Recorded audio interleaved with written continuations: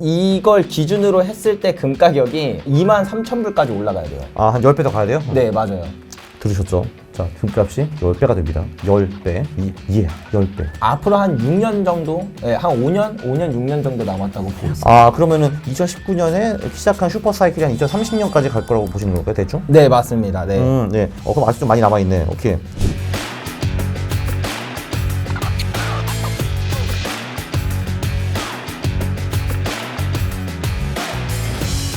안녕하십니까. 할러님들 강원국입니다. 오늘은 골드플레이션을 쓰신 조규원 작가님을 모셨습니다. 안녕하세요. 네, 반갑습니다.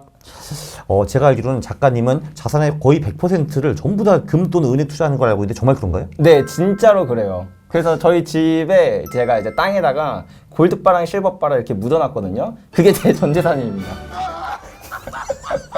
아, 정말 낭만적이네요. 거의 옛날 18세기 귀족 얘기를 듣는 것 같아요. 하긴 귀족들도 부동산이 있었는데 부동산 이런 건 전혀 안 하시고요. 네, 제가 또 금과 은에 대한 확신은 있는데 부동산이나 주식이나 아직 그런 거에 대한 확신은 없다 보니까 네. 저희 부족인지는 몰라도 예. 네, 아무튼 확신이 여기 있으니까 여기에 이제 전부 투자하게 됐습니다.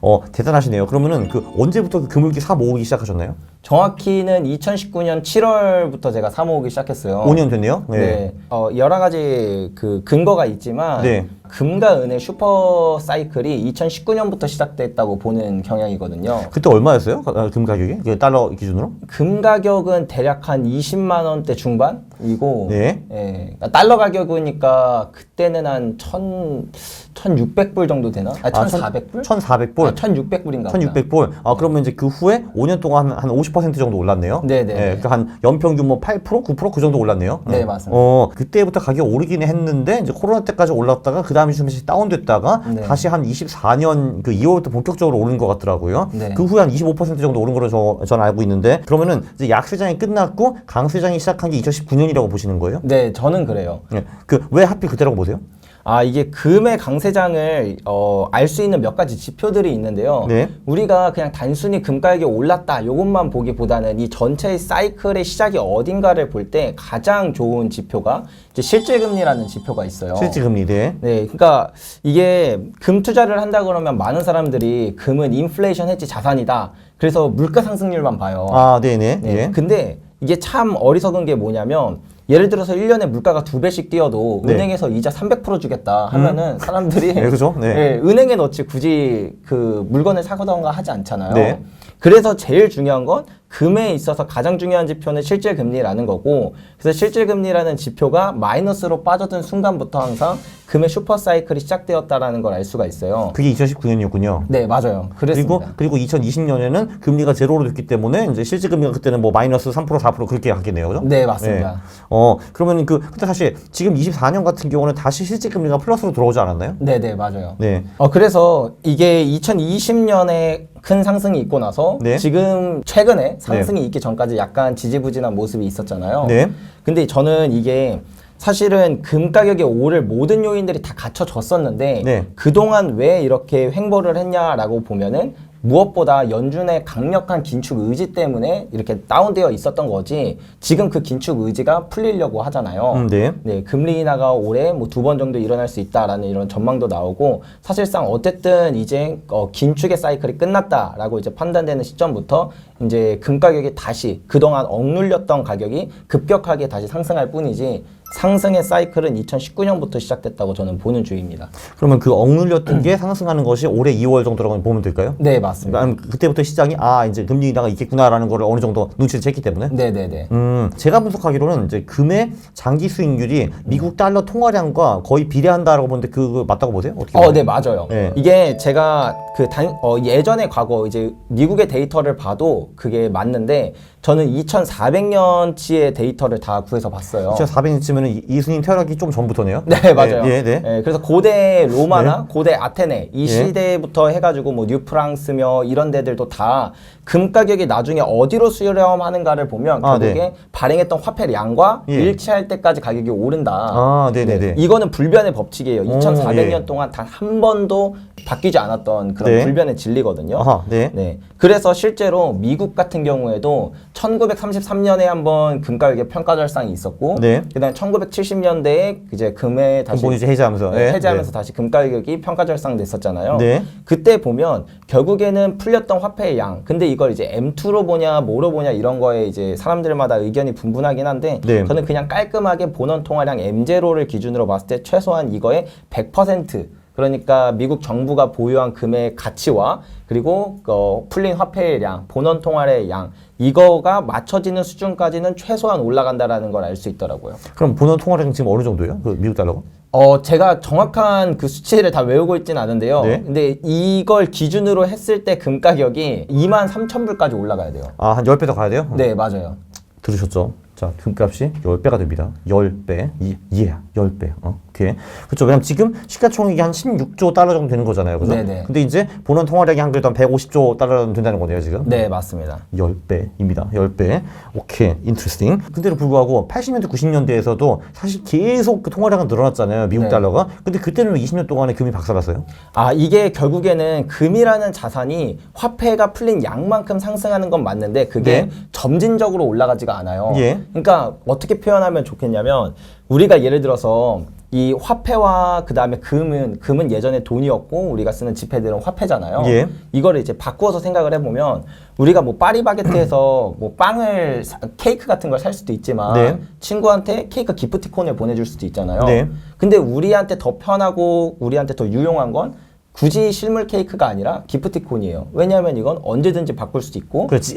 얘가 하면 되니까 내가 안 해도 되고. 그죠? 그렇죠. 그런 것도 있고. 네. 네, 맞아요. 그러니까 이런 다양한 편리성이 있어서 굳이 이 케이크를 선물하기보다는 우리가 기프티콘을 선호하는데 근데 이 기프티콘이 언제까지나 가치가 있냐 이거죠. 네. 사람들이 믿을 때 언제든지 그쵸. 내가 가면 케이크로 바꿔주더라 네. 라고 믿을 때는 사람들이 케이크 기프티콘을 갖고 있지만 케이크를 갖고 있다고 착각하고 살아요. 그죠. 예. 네, 착각해도 돼요 그때는.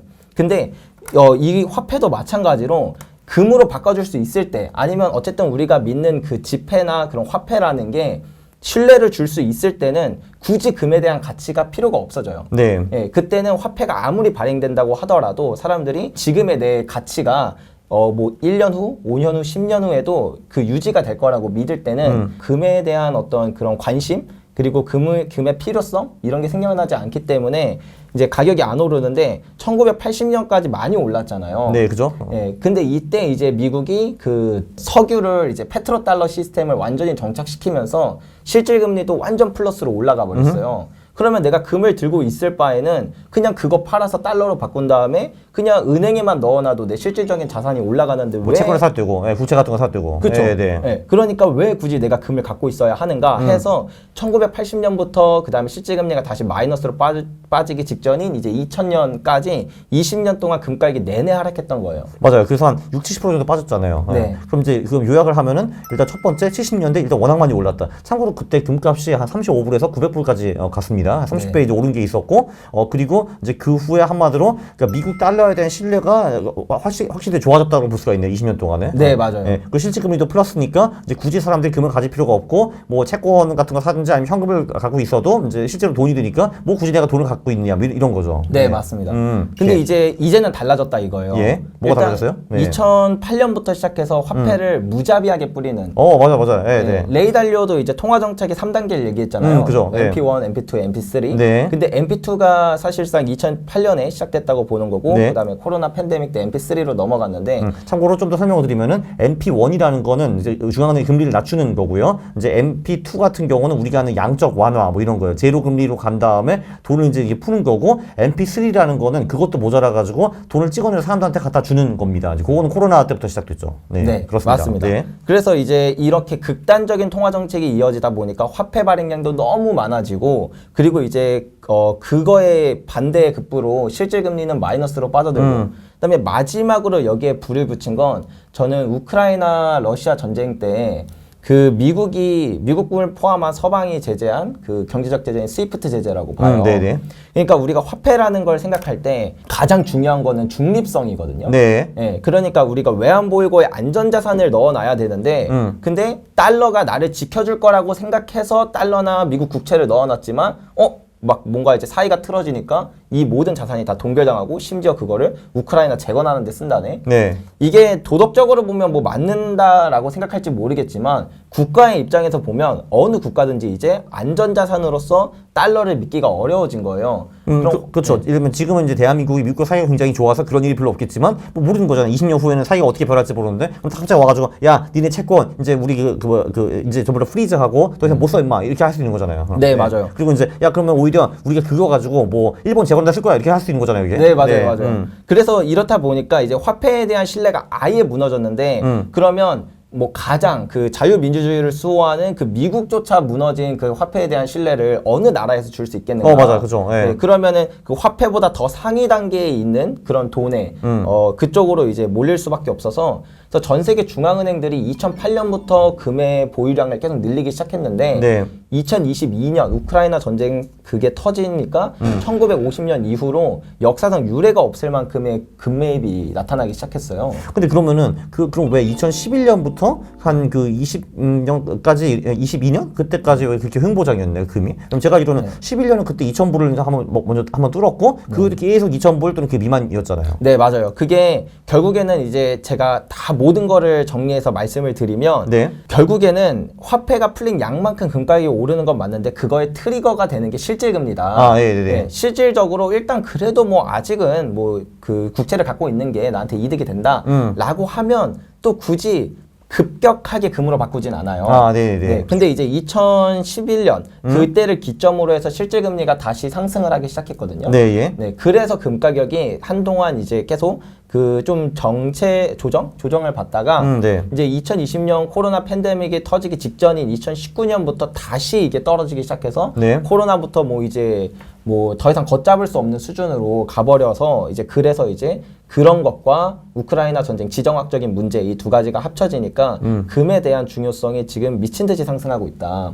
이렇게 볼 수 있을 것 같습니다. 그럼 근데 그래도 그러면 이제 우리가 장기적으로 금은 올라가긴 할 건데 네. 이렇게 뭐 이제 미래에도 10년, 20년 동안 죽수른 구간이 나올 수가 있는 거잖아요. 네네. 그거를 그냥 좀 피해가고 싶은데 그거 어떻게 하는 게 좋을까요? 그럼? 이거를 피해가기 위해서는 두 가지를 보면 좋아요. 네. 금 가격에 가장 큰 영향을 미치는 요소 첫 번째가 실질금리라고 말씀드려서 예. 실질금리가 최저점을 찍는 뭐 그 위치를 우리가 정확하게 파악할 수는 없지만 네.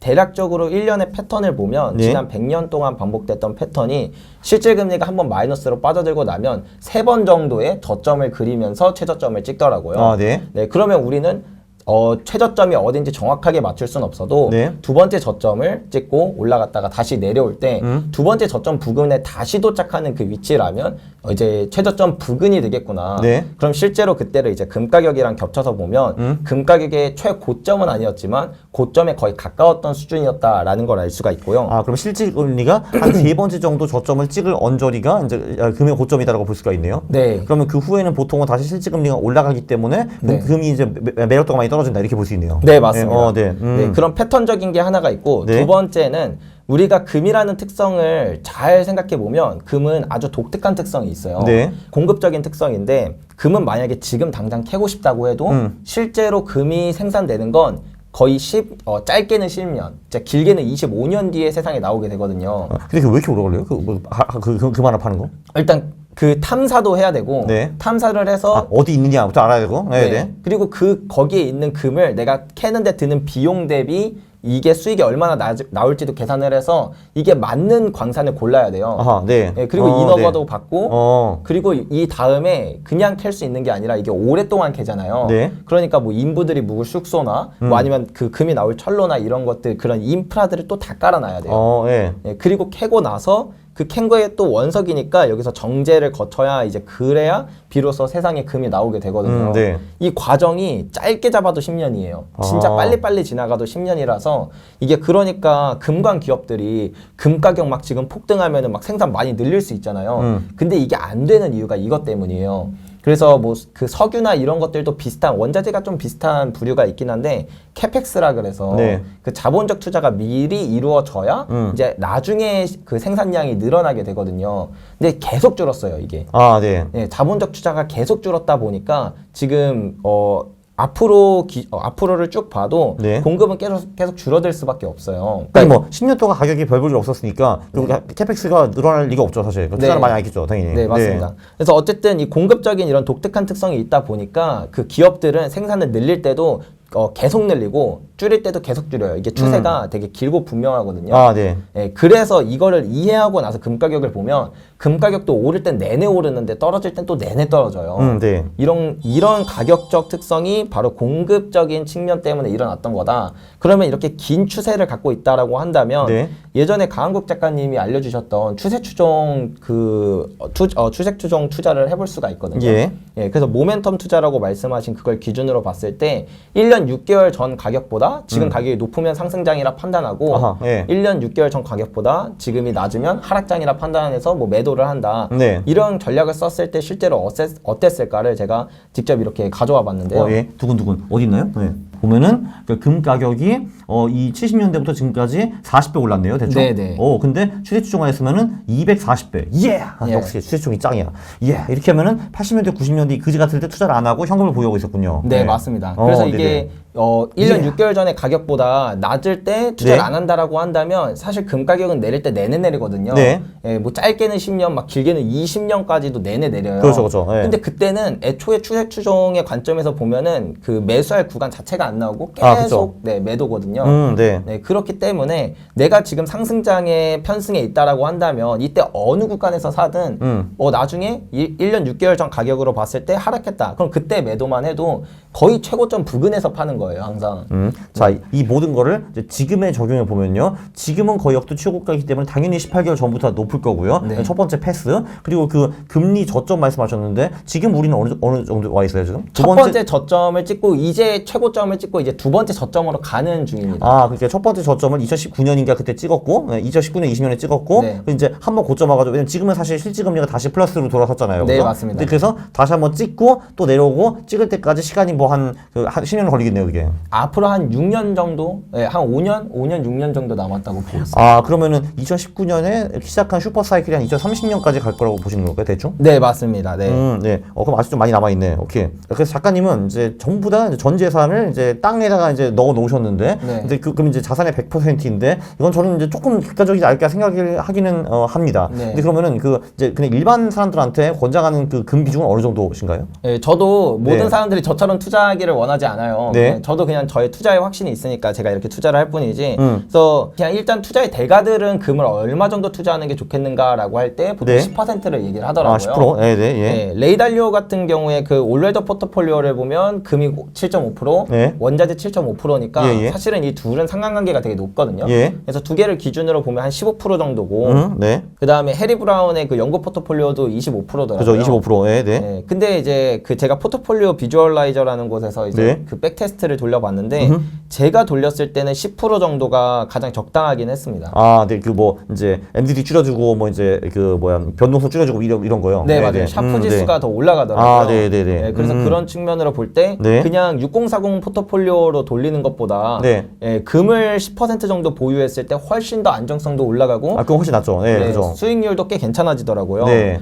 그래서 저는 일반인 분들이라면 일단 10%는 넣고 생각하자. 네. 그렇게 생각을 합니다. 예, 저도 사실 이제 제 사회분 같은 경우 지금 한 20에서 25% 정도 넣고 있습니다. 그래서 저도 좀 하고 있고요, 지금. 그러니까 그 코인을 제외한 그 금융 쪽 말씀드린 거고요. 그럼 이제 사실 보니까 또 되게 신기한 게 미국 주식과 금이 이제 장기적으로 완전히 반대로 가더라고요. 그래서 이제 그 자산 배분이 굉장히 매력적인 자산이다라고 저도 평가를 하고 있는데 그게 왜 그런 것 같으세요?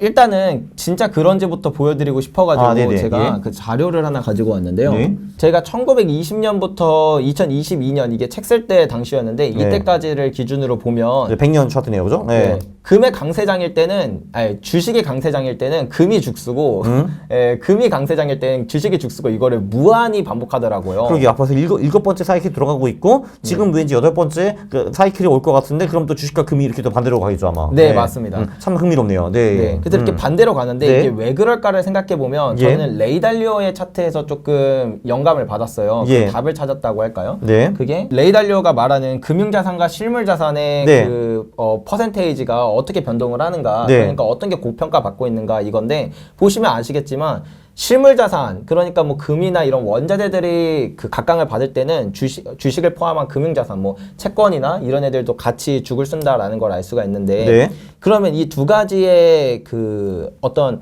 공통점? 두 가지를 나눌 수 있는 그 기준은 뭘까를 생각해보면 저는 이게 바로 실질금리라고 생각을 해요. 아, 네네. 네, 실질금리가 플러스면 당연히 금융자산들이 좋을 수밖에 없어요. 네. 예, 채권 투자가 유용하고 그렇기 때문에 이제 대출도 더 활발하게 되다 보니까 사업도 확장하기 더 좋고 그래서 주식시장이 원활한데 네. 실질금리가 마이너스로 빠져드는 순간에서는 그냥 금을 포함한 모든 원자재로 화폐가 다 몰릴 수밖에 없거든요. 네네. 예, 채권이 단일 시장으로는 이제 주식시장보다 훨씬 더 크잖아요. 네. 근데 그 돈이 어디론가 가야 되는데 갈 데가 그 원자재 말고는 갈 데가 없는 거예요. 네네. 네, 그래서 뭐 물가연동 채권이나 아니면 이제 원자재나 이런 쪽으로 돈이 몰리는 이 시기가 반복된다.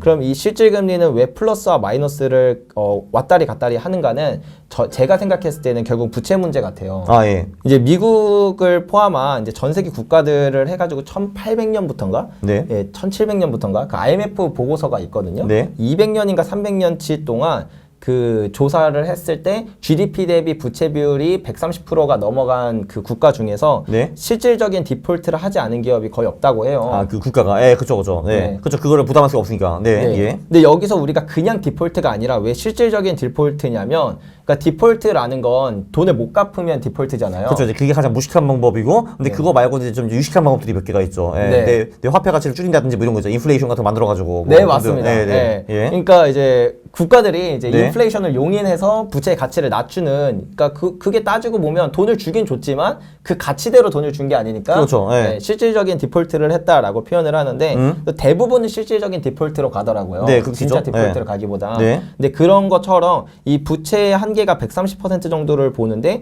이거에 다다르면 이제 다시 부채를 줄이는 인플레이션을 용인함으로써 부채를 줄이는 시기가 한 40년에서 50년 정도 일어나고 그렇게 해서 충분히 부채가 줄어들면 다시 이제 부채를 늘리면서 경제가 번성하고 이것들을 이제 반복돼서 거대한 사이클이 만들어지는 게 아닌가 이렇게 보고 있습니다. 결론적으로는 이제 실질 금리가 플러스면은 아무래도 금융자산의 매력도가 높아가니까 그쪽으로 돈이 슉 쏠리고 그리고 네. 실질 금리가 마이너스 떨어지면은 그 금융자산에서 돈이 빠져가지고 이제 그 실물자산으로 넘어간다 이렇게 볼 수 네, 있겠네요. 맞습니다. 네.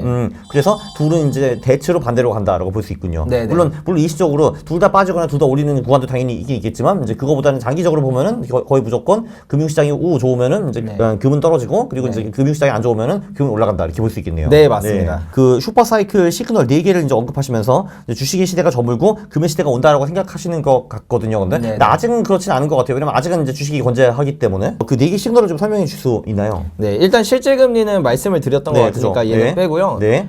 일단 그리고 추세 추종도 말씀을 드렸으니까 네. 얘는 빼고 네. 그럼 이제 생산량으로 들어가면 제가 이것도 아까 전에 잠깐 설명을 드렸지만 금은 한번 생산량이 오르기 시작하면 내내 오르고 떨어지기 시작하면 내내 떨어져요. 네. 그렇기 때문에 금 가격도 오를 때 내내 오르고 떨어질 때 내내 떨어지는 특성이 있는데 그래서 공급이 떨어지는 순간부터 항상 금 가격이 상승하기 시작했다는 걸 알 수가 있거든요. 네네. 그래서 그거 데이터를 제가 쭉 가져왔어요. 네. 이게 1930년에서 1940년대 그 생산량이 떨어졌을 때 금과 은 가격을 나타낸 건데요. 오호. 네. 정확하게 생산량이 하락하기 시작한 그때부터 네. 금과 은 가격이 상승했다는 걸 알 수 있습니다. 자, 그게 언제죠 지금? 그 생산량이 저기 1940년 이 언저리요. 네네, 맞습니다. 오케이. 네, 근데 이게 우리가 단순하게 보면은 예. 좀 가격이 별로 안 오른 것처럼 보여지잖아요. 네, 그죠? 네. 근데 이 시기는 근본이제라고 해서 이제 금 가격이 고정되어 있던 시기인데 네. 그게 깨질 만한 엄청난 큰 이슈였다 정도로만 이해하시면 될 것 같습니다. 그렇죠. 그리고 근데 이제 은 같은 경우는 그런 게 없기 때문에 이제 은은 그때 많이 올랐고요. 보니까. 네, 맞습니다. 예. 네, 그리고 이제 본격적으로 근본이제가 폐지된 1970년대에도 똑같은 일이 벌어졌는데요. 보니까 한 1970년부터 생산량이 줄기 시작했네요. 그죠? 네, 맞습니다. 맞다. 20년 동안 미친 듯이 올랐지. 금이. 네. 은도 그렇고. 네, 맞아요. 이 전까지는 생산량이 계속 늘다가 네. 70년부터 생산량이 줄기 시작하니까 이때부터 금과 은의 엄청난 상승장이 일어났습니다. 그리고 재밌는 거는 그 10년 동안 가격이 미친 듯이 올랐는데도 불구하고 생산량을 늘리지 못했네요. 네, 맞습니다. 금 채굴 업체들이. 네, 정확하세요.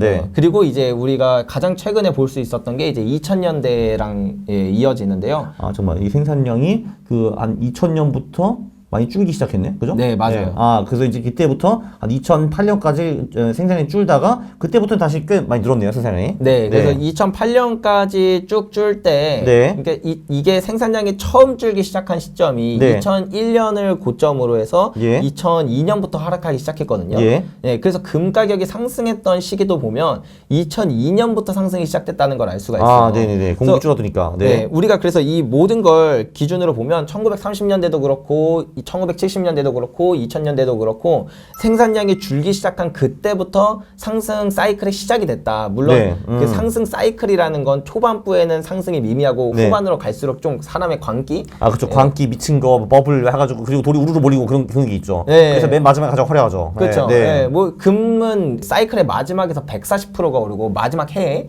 은이 막 350%가 오르고 이러거든요. 자, 코인요, 코인. 네, 네, 맞아요. 낭만적이네요. 네, 그렇네요. 네. 네, 아무튼 그런 게 있다 예. 보니까 예. 그럼 이제 생산량이 예. 줄어들기 시작하는 시점 그게 예. 2019년부터였다. 아, 네. 그게 이건 거예요? 네. 이거는 이제 은인데요. 아, 은이래요. 예, 네. 그거는 이제 제가 따로 가져오진 않았는데 네. 2018년을 고점으로 해서 2019년부터 줄기 시작했다. 이렇게 이해하실 수 있고 그 24년까지 계속 주고 있나요? 지금 생산량이? 중간중간 늘긴 늘어요. 네. 왜냐하면 스크랩 공급이라고 해가지고 재활용하는 아, 것들도 네네. 많이 늘거든요. 예. 근데 이제 광산이 많이 힘듭니다. 아, 예. 예. 왜요? 왜냐면 안 그래도 막 인건비 오르고 다 오르는 것 때문에 채굴할 때 비용도 많이 드는데 네. 두 번째는 사실 이제 광산이 별로 없어요. 아하, 예. 예, 광산이 많지 않아요. 그리고 그나마 그 광산들도 채굴량 자체는 약간 늘어나는 것처럼 보이기도 하는데 네. 그게 예를 들어서 예전에는 100kg의 금을 채굴했다고 한다면 얘 순도가 99%짜리 뭐 금이라고 쳐요. 네. 그럼 지금 막 98%, 97%짜리를 100개 생산을 하는 거예요. 네. 그러니까 양은 똑같은데 그거에 대한 가치가 떨어지고 있다라는 아하, 거. 예, 그리고 마지막 세 번째는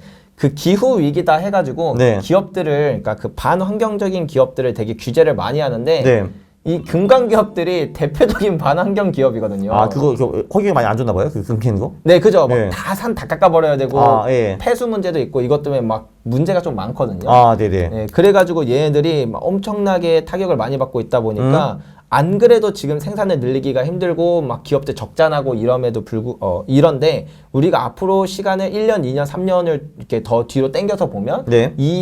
이러한 현상들은 더욱더 심각해질 거고 금과 은의 공급을 더욱더 제약시킬 거다. 이렇게 볼 수 있을 것 같습니다. 그러다가 나중에 금값이 좀 꽤 많이 오르면은 그제서야 이제 저기 왜 그 환경 규제 없는 아프리카에 무슨 이 나라 없나? 거기 한번 가보자 이렇게 되는 거죠. 네, 맞습니다. 근데 지금은 맞습니다. 그거 하기가 좀 어렵고 리스크가 크고 이제 돈도 많이 드니까 됐다 이렇게 되는 거죠. 네, 지정학적인 문제까지 있고요. 아, 그쵸. 네네. 그쵸. 뭐, 이제 콩고 공화국 가가지고, 금거했다 하는데, 거기 갑자기 독재자가 나와서, 이거 우리 건데? 하면 이제, 네. 되는 거잖아요, 이게. 맞아요, 그런 것도 맞아요. 있고, 네네. 네. 그리고 이제 네. 예, 마지막 시그널이 이제 주식 버블의 붕괴인데 아, 네네. 예, 제가 그거 아직 오지 않았잖아요. 네네. 네네. 아직 뭐 시작됐다고 볼 수는 없죠. 네. 예, 근데 제가 아까 전에도 말씀드렸듯이 주식의 사이클이 지나면 이제 금의 사이클이 오고 이제 이게 반복된다고 말씀드렸잖아요. 그래서 요걸 대부분 단적으로 볼 수 있는 게 네. 주식을 평가한다라는 네. 게 사실은 갑론을박이 되게 많지만 네. 그냥 저는 단순하게 버핏 지수랑 금 가격을 이렇게 겹쳐서 보면 그러니까 주식의 시가총액과 이제 GDP를 나누는, 미국 GDP를 나누는 거죠. 그죠? 네, 그렇죠, 예. 그렇죠. 예. 그래서 이 주식의 그런 평가 지수를 봤을 때, 네. 이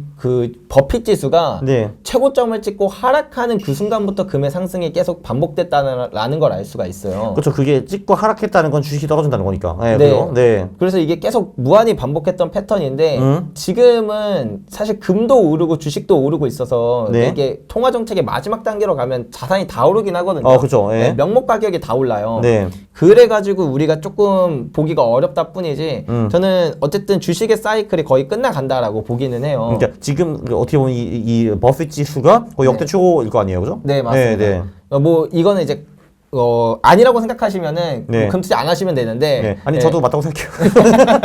네네. 네, 그래서 이제 이게 최고점에 다다르다 보니까 네. 이거를 기준으로 볼 때도 이제 과거의 패턴과 마찬가지로 금의 상승장이 이제 시작됐다라고 볼 수 있는 그런 시그널입니다. 그렇죠. 사실 어떻게 보면은 금의 상승장이 19년부터 좀 시작한 건 맞기는 맞는데, 우리 상대적으로 지금 주식 대비해가지고 이제 특히 주식이나 코인 대비해가지고 빛을 이제 덜 보는 상태이잖아요, 사실은. 네, 근데 이제 주식이 사실 이제 더 이상 그 버블을 유지하지 못하고 이제 빠지기 시작하면은 금이 이제 상당히 많이 빛을 볼 것이다. 그렇게 보시는 거네요. 네, 맞습니다. 사실 제가 이제 오늘 작가님 부른 이유도 사실 그거였어요. 뭐 저 같은 경우도 개인적으로 올해는 무조건 좋다고 봐요, 미국 주식이. 이게. 왜냐면 이제 지금 대선 이겨야 되기 때문에 펌핑하고 있거든요. 근데 내년까지는 괜찮을 것 같은데 그 후에는 저도 개인적으로는 미국 주식의 밸류에이션이 너무 높기 때문에 좀 상당히 오랫동안 힘들 거라고 저는 보는 사람이거든요. 그럼 그때 이제 뭐가 잘할 것인가를 봐야 되는데 그때 당연히 떠오르는 게 금이었죠. 그래서 제가 모신 거예요, 사실은. 사실 조금 일찍 모셨을 수도 있네. 내년 또 모실게요. 네, 재밌다. 오늘 정말 오셔가지고 정말 인사이트한 얘기를 굉장히 많이 해주신 것 같고요. 네, 정말 그래서